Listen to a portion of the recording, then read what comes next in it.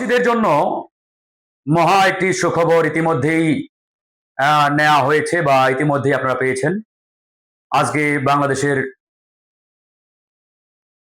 এই নির্বাচিত সরকারের প্রবাসী কল্যাণ প্রতিমন্ত্রী জনাব নুরুল হক নূর, গণ অধিকার পরিষদের সভাপতি, তার উদ্যোগে আজকে একটি গুরুত্বপূর্ণ সিদ্ধান্ত নেওয়া হয়েছে। ইতিমধ্যে আপনারা জানেন যে আমাদের বিশ্বের বিভিন্ন দেশে প্রায় 2 কোটিরও বেশি প্রবাসী অবস্থান করেন, বসবাস করেন। কিন্তু এই প্রবাসীদের দুর্দশার কোনো শেষ নেই। নানান অভিযোগ অনুযোগ প্রতিনিয়ত আমরা গণমাধ্যম, মিডিয়া কিংবা খবরের কাগজে আমরা প্রতিনিয়ত দেখি। বিশেষ করে আমাদের প্রবাসীদের সাথে আমাদের বিদেশের যে হাই কমিশন বা দূতাবাসগুলো রয়েছে, ওই দূতাবাস কিংবা হাই কমিশনের কর্মকর্তা কর্মচারীরা অত্যন্ত খারাপ আচরণ করেন, বাজে ব্যবহার করেন। সঠিকভাবে সঠিক সময়ে তারা সরকারের যে নানা রকম সুযোগ সুবিধা এগুলো পান না, সার্ভিসগুলো পান না। এমনকি বিমানবন্দরগুলোতে তারা গরু ছাগলের মতো আচরণের শিকার হন।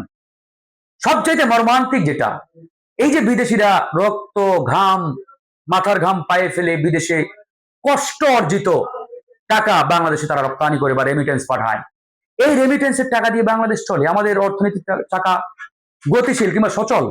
অথচ এই প্রবাসীদের নিয়ে বিগত কোন সরকার সেভাবে কোনো উদ্যোগ গ্রহণ করে নাই কিংবা তাদেরকে মূল্যায়ন করে নাই। সবচাইতে মর্মান্তিক যে ঘটনা, যে প্রবাসীরা বিগত সময়ে আপনারা জানেন বিদেশের মাটিতে কেউ যদি মারা যায়, তাদের লাশটা ব্যক্তিগত খরচে বিদেশ থেকে নিয়ে আসা হতো। এর চাইতে প্যাথেটিক মর্মান্তিক আর কোনো ঘটনা হতে পারে না।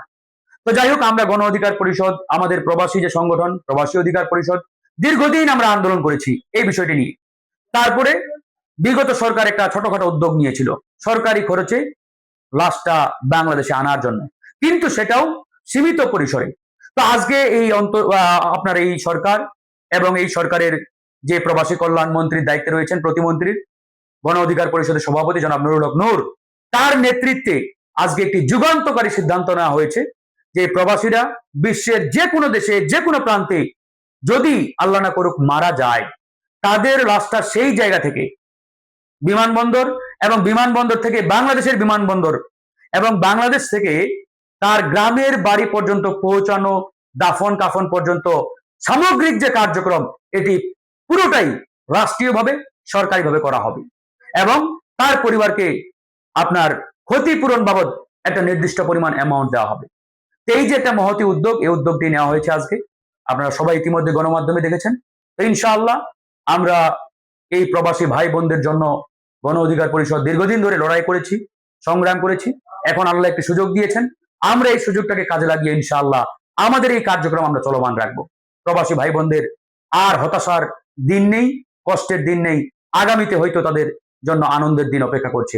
ইনশাআল্লাহ গণ অধিকার পরিষদ আপনাদের সাথে সব সময় থাকবে, সব সময় আপনাদের পাশে থেকে কাজ করে যাবে ইনশাআল্লাহ। আল্লাহ হাফেজ।